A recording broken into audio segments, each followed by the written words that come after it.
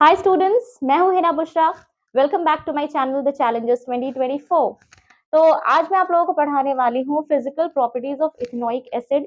Last week मैंने ethanol पढ़ाया था और थोड़े वीडियोस कभी कभी मैं कम डाल रही हूं due to some health issues, but still I try कि मैं ज्यादा से ज्यादा वीडियोस ला सकूं और सिलेबस को कंप्लीट कर सकूं।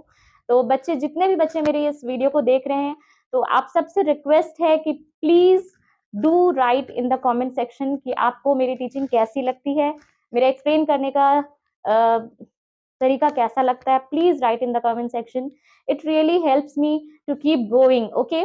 बिकॉज मैं आप लोगों को पढ़ा रही हूँ just to be recognised as a good chemistry teacher and I am trying my level best to do that. So please comment section में अगर आप मेरी वीडियो देख रहे हैं, अगर आप पढ़ रहे हैं मेरी वीडियो से, और प्लीज पढ़िए, क्योंकि बहुत सारे क्वेश्चंस ऐसे हैं जो आपके टैली करने वाले हैं। ठीक है, though I am new to YouTube, but in the coming years you will realise that yes, my videos are really very helpful. तो अगर आपने चैनल सब्सक्राइब नहीं किया तो सब्सक्राइब कर ले। I keep motivating you, every Sunday I bring motivational videos too. तो please subscribe करें, and the most important thing, I request you to please write at least a single comment that अगर अच्छा लग रहा है तो positive negative all the comments are most welcomed। all the scopes of improvement जो आपको चाहिए मेरे टीचिंग में, या जो भी डाउट्स है आपके, तो प्लीज कमेंट सेक्शन में लिखिए। It's your always most welcome. Okay, so let's begin. Physical properties of ethanoic acid. तो इथेनोइक एसिड अब हम देख रहे हैं, इसके फिजिकल प्रॉपर्टीज थोड़ा शॉर्ट में देख लेते हैं। ठीक है, तो अब तो आपको समझ आ गया होगा इसका फॉर्मूला, है ना। मिथ इथ इथेनोइक एसिड नोमेनक्लेचर का मैंने कमेंट से डिस्क्रिप्शन बॉक्स में मैंने लिंक डाल दिया है, वहां से आप देख सकते हैं ethanoic acid. Okay, and I think अब तक क्लियर हो गया होगा सबका। तो इसका फॉर्मूला है, कितना कार्बन है इसमें, C2H4O2। अगर कहीं ऐसे लिखा हो तो you don't have to be confused. ठीक है, वैसे यूजुअली ऐसा नहीं लिखा होता है। तो ये है इथेनोइक एसिड। तो इथेनोइक एसिड की प्रॉपर्टीज क्या है कि रूम टेम्परेचर पे it is liquid, then its boiling point is 100 degree Celsius. Okay, और मिथ इथेनोइक एसिड, ये तो इसका आयुपैक नोमेनक्लेचर है ना, आयुपीएसी नोमेनक्लेचर है। और इसे हम एब्सोल्यूट, मतलब बिल्कुल 100% जो इथेनोइक एसिड होता है उसे हम एसिटिक एसिड भी कहते हैं। ठीक है, ये इसका कॉमन नेम है।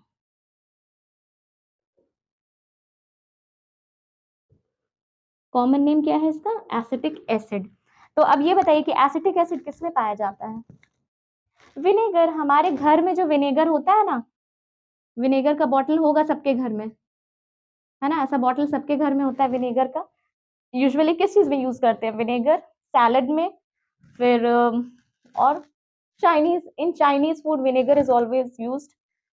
ओके, तो ये जो विनेगर होता है, vinegar is also acetic acid. Okay, acetic acid ये इथेनोइक एसिड ही होता है, but the difference is that it is not 100% pure. 100% इसमें इथेनोइक एसिड नहीं होता है। ठीक है, 100% एसिटिक एसिड नहीं होता। इथेनोइक एसिड का कॉमन नेम क्या है, एसिटिक एसिड।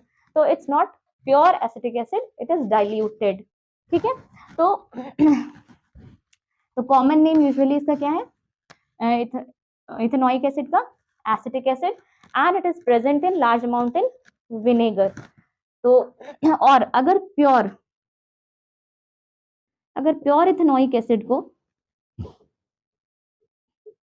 अगर हम फ्रीज कर दें, फ्रीज करने पे पता है कैसा हो जाता है ये, फ्रीज करने के बाद ना ये बिल्कुल ग्लेशियर की तरह लगता है। ग्लेशियर देखा है आपने, ग्लेशियर किसे कहते हैं, टाइटैनिक मूवी तो देखी होगी, है ना।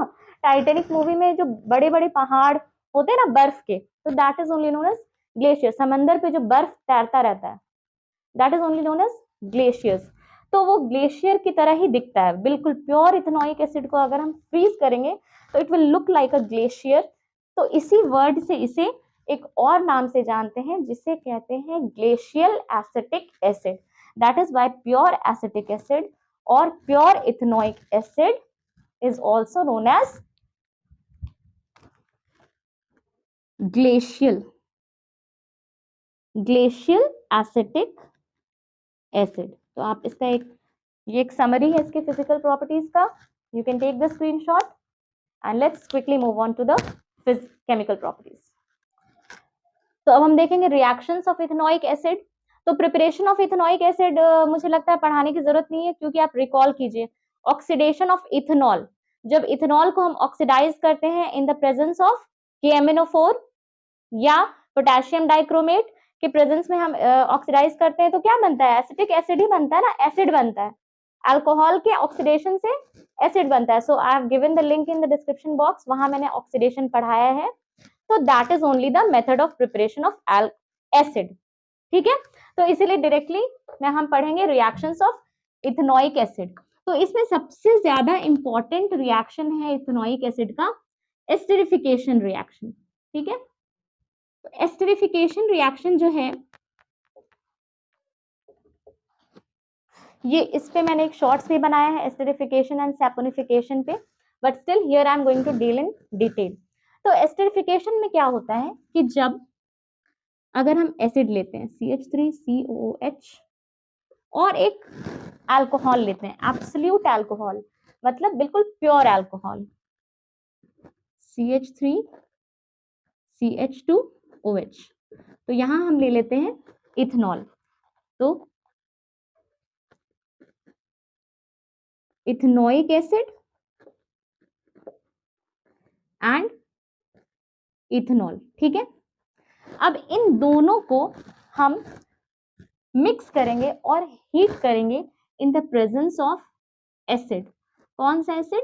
H2SO4, ठीक है। हियर H2SO4 जो है वो एज अ कैटलिस्ट काम कर रहा है। और ये क्या कर रहा है?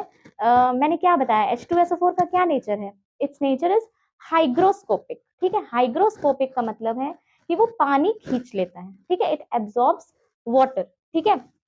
तो इट इज हाइग्रोस्कोपिक, ये आपको लिखने की जरूरत नहीं है, बस यहाँ पे कभी कभी क्वेश्चन आता है, और ऐसा एक क्वेश्चन आया है बोर्ड एग्जाम में पहले भी, ठीक है। जैसे कि MnO4 का क्वेश्चन आया था 2024 में, और मैंने अपने वीडियो में बताया है कि जो ऑक्सीडाइजिंग एजेंट है वो नेसेंट ऑक्सीजन देता है।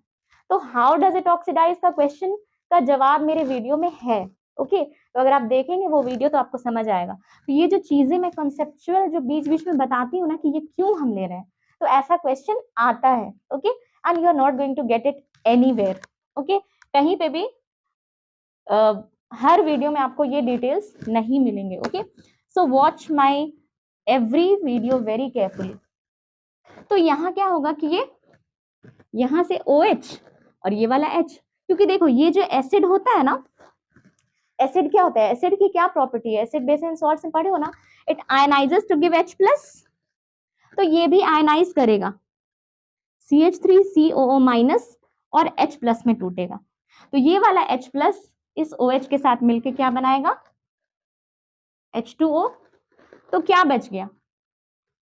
CH3COO, और ये इधर से लिंक होगा CH2CH3। तो इसे हम इस तरह से भी लिंक कर सकते हैं कि ये दो ऑक्सीजन किस तरह से बॉन्डेड है, एक डबल बॉन्डेड है और एक सिंगल बॉन्ड से। देखो इस कार्बन के चारों तरफ 1 2 3 4 बॉन्ड्स, ठीक है।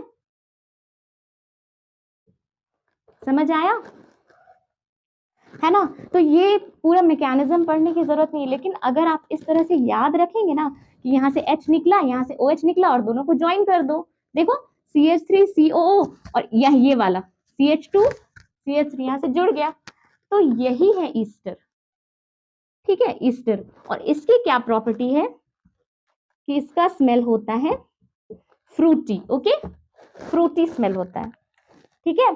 तो यही है एस्टरिफिकेशन रिएक्शन, और ये इस फ्रूटी स्मेल के वजह से बहुत सारे फ्रेग्रेंसेस में, परफ्यूम्स में और बहुत सारे कमर्शियल प्रोडक्ट्स में इसका जूसेस वगैरह जो पैक्ड कैंड जूसेस आते हैं ना, तो वो सब में इसका यूटिलाइज किया जाता है इसे, ओके।